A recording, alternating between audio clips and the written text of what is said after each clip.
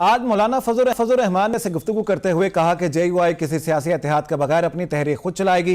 माजी करीब में सियासी इत्तेहाद के तजर्बे अच्छे नहीं रहे हैं। मुफ्ती किफ़ायतुल्लाह साहब, आपसे ये जानना चाहूँगा, मेल मुलाकातें होती रही हैं, तहरीक इंसाफ के लोग आपके पास आते रहे हैं, कमेटियों की भी बात हुई, इसके अलावा TORs तय करने एजेंडे की भी बात होती रही। क्या वजूहात हैं कि आपकी जमात अब सोलो फ्लाइट लेना चाहती है? नहीं, सोलो फ्लाइट तो आप नहीं कह सकते, लेकिन ये कि अगर आपकी हिकमत अमली ठीक हो और आप एक तरफ से हम उनके खिलाफ आए और दूसरी तरफ वो आए, तो दोनों तरफ से दाएं और बाएं से हुकूमत को तंग किया जा सकता है और प्रेशर डाला जा सकता है, तो ऐसा हो सकता है। मौलाना फजल रहमान साहब का पूरा बयान आपने नहीं सुना होगा। उन्होंने ये कहा है कि इश्यूज पर इत्तेहाद हो सकता है, अगर कोई इश्यू आता है और हमारों के दरम्यान एक है तो हम एक साथ चलाएंगे। तो मेरे ख्याल में इसमें तो इतनी बोझ की बात तो नहीं है, तो हम भी हुकूमत पर प्रेशर डालेंगे, वो भी हुकूमत पर प्रेशर डालेंगे। एक बहुत अरसे तक हम एक दूसरे के मुखालिफ भी जो है 15 साल तक ना, और हमारा कारकुन एकदम उसको कबूल तो नहीं करेगा, तो कुछ वक्त तो लगेगा। यार उसकी तैयारी के लिए अगर ये कहा गया है कि हम इत्तेहाद का इंतजार किए बगैर, लेकिन अगर एजेंडा एक है, मकसद एक है, तो ये तकसीम क्यों? नहीं, एजेंडा भी एक है और मकसद भी एक है, लेकिन देखें ना, मैं आपसे कहता हूं कि हर एक पार्टी का अपनी शनाख्त तो है ना, वो अलग अलग शनाख्त। कोई भी आदमी अपनी शनाख्त को तो खत्म नहीं करना चाहेगा। आप जब ये कह रहे हैं हुकूमत के साथ नहीं जा रहे, तो अपोजिशन में हमारा होना तमाम अपोजिशन के लिए बेहतर है। अगर हम अपने तौर पर प्रेशर डालें और PTI वाले अपने तौर पर प्रेशर डालें, तो मैं तो नहीं समझ इसमें कोई मजा आएगा। ठीक है। सेनेटर हुमायूं महमूद साहब, जवाब आया, आपने सुना, मौलाना की जानिब से आज ऐलान किया गया। आप क्या समझते हैं, तहरीक इंसाफ को इससे क्या फर्क पड़ेगा? JUI अगर उसके साथ नहीं होती, बहुत कोशिश की गई तहरीक इंसाफ की जानिब से, इत्तेहादी जमातों की जानिब से, अपोजिशन की जानिब से। देखिए, हमने हमेशा बचपन से एक कहानी सुनती आई थी कि वो ये था कि अगर आप इत्तेफाक करोगे तो उसमें बरकत होगी, आप मिल के चलोगे तो उसमें आपके रास्ते आसान होंगे, एक से दो भले एंड सो ऑन। अगर मौलाना फजल रहमान साहब ये समझते हैं कि वो इंडिविजुअली वो करते हैं, सौ बिस्मिल्लाह, we do not question that thing, हम वो उस पर वो नहीं करेंगे, उनका अपना एक नजरिया है, वो उस नजरिए पे कायम रहें और वो करते रहें। लेकिन इस तरह ये होता है कि दो चीजें होती हैं, एक आप किसी पॉलिटिकल पार्टी के साथ इल्हाक करते हैं, जैसे PDM थी। PDM ये थे कि उन लोगों ने मिल के चलना था, मिल के हुकूमत बनानी थी, मिल के उन्होंने सारा काम करना था, वो एक तरीका है। मैं समझता हूं वो तरीका गलत तरीका है। लेकिन दूसरा तरीका ये हो जाता है कि आप एक दूसरे के साथ, अगर आप लोग, खास तौर पे आप लोगों की आइडियोलॉजिकल डिफरेंसेस हो, तो आप दूसरे के साथ मिलकर चलने की बजाय आप वन पॉइंट एजेंडा में एक दूसरे के करीब आओ। वो एजेंडा पॉइंट वो होना चाहिए जो मुल्क के लिए फायदेमंद हो, जो आप किसी की मतलब किसी लिहाज से कोई ऐसी चीज हो जिसे पर्सनल गेन से ज्यादा मुल्क के लिए वो चीज ज्यादा कामयाब रहती है। लेकिन एनीवे, बिसाइड द पॉइंट, ठीक है, ये अपनी अपनी जगह पर है।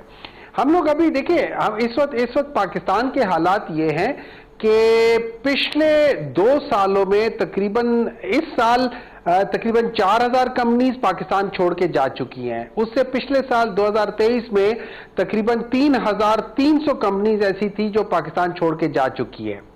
हम लोग अगर इस लिहाज से देखा जाए, इस वक्त जो बिजनेस के मौके, पाकिस्तान ने पिछले 1 महीने में एक गलत डिसीजन की वजह से तकरीबन 500 अरब का नुकसान किया। 500 अरब का मतलब है 500 अरब डॉलर का मतलब यह है तकरीबन जो आप IMF से लोन ले रहे हो 5 साल के लिए 7 बिलियन का, आप ये समझ लो कि ये उसका 1/14वां हिस्सा है। तो आप अगर उसको डिवाइड कर लो तो आप समझो कि 8 महीने जो पैसा आपने, या 7 महीने जो पैसा आपको चाहिए था, वो आपने डबो दिया सिर्फ 1 महीने में गलत डिसीजंस की वजह से। पाकिस्तान को असल नुकसान इन चीजों की वजह से हो रहा है कि जो हम गलत डिसीजंस ले रहे हैं, और ये गलत डिसीजंस इसलिए ले रहे हैं कि हमारे ऊपर अनपढ़ लोगों को आके बिठा दिया है। ये याद रखिए, अनपढ़ होना अगर अच्छी बात होती तो मुख्तलिफ अदवार में जो जंगें हुई थी उसमें हुजूर सल्लल्लाहु अलैहि वसल्लम और बाकी मुसलमान ये कभी ना कहते कि जी आप लोग एक एक चार मुसलमानों को अगर आपने पढ़ा दिया तो हम आपको रिहा कर देंगे। पढ़ाई इतनी जरूरी है। जिन लोगों ने पढ़ाई नहीं की आज वो इस मुल्क के लिए डिसीजन ले रहे, और हमने उसका हमने बैकग्राउंड देखा कि आज जो है पॉइंट है वो आ गया है। अली गौहर बलोच साहब, आप क्या समझते हैं, आज जो JUI की जानिब से फैसला किया गया है वो सोलो फ्लाइट लेना चाहते हैं, या इसका मतलब यूं कह लें कि वो अकेले अपनी तहरीक को आगे बढ़ाएंगे? स्ट्रीट पावर भी है उनके पास।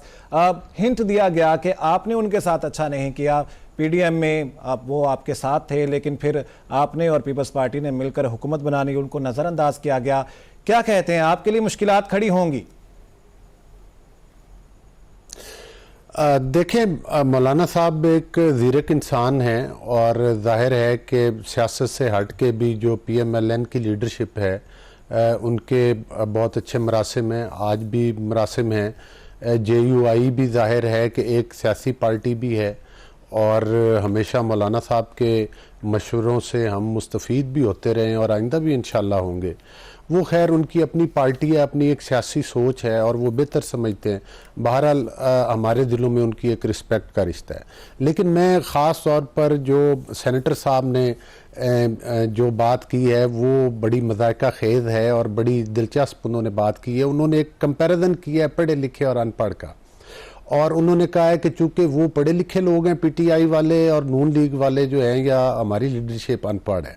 मैं इनकी इस बात से इस हद तक तो इत्तफाक करता हूँ कि ये वाकई कुछ चीज़ों में इनको बड़ी सलाहियतें हैं, और इन्होंने वो जो किस यूनिवर्सिटी से इल्म हासिल किया है मैं ज़रूर पूछूंगा कि जिस यूनिवर्सिटी में पढ़ के फरा गोगी और बुशरा बीबी का नेक्सस बनाकर पंजाब का अरबों रुपया लूटा जाए, वो किस यूनिवर्सिटी की तालीम हासिल की, जिसके ज़रिए बानी PTI ने अरबों के दरख्त जो कागज़ों पे लगाए और अरबों रुपए हड़प करके अपनी जेब में और अपने बाकी दीगर हवारियों की जेब में डाले, वो किस यूनिवर्सिटी से तालीम हासिल की थी।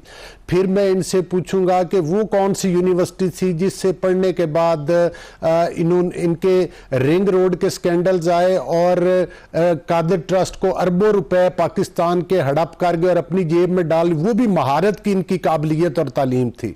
मकसद ये है कि ये करप्ट लोगों का टोला जिसने पाकिस्तान का बेड़ा गर्क कर दिया है और अपने आप को ये तालीम याफ्ता लोग कहते हैं, इनको कुछ मतलब है शर्म आनी चाहिए, अपने गिरबान में झांकना चाहिए कि आप सर के बालों से लेकर पांव के जलसा करने जा रही है। इसके ऊपर हम प्रोग्राम एक ब्रेक के बाद प्रोग्राम में बात करेंगे और हमारे जो शुरका हैं उनको शामिल गुफ्तगू करेंगे। साथ रहेंगे।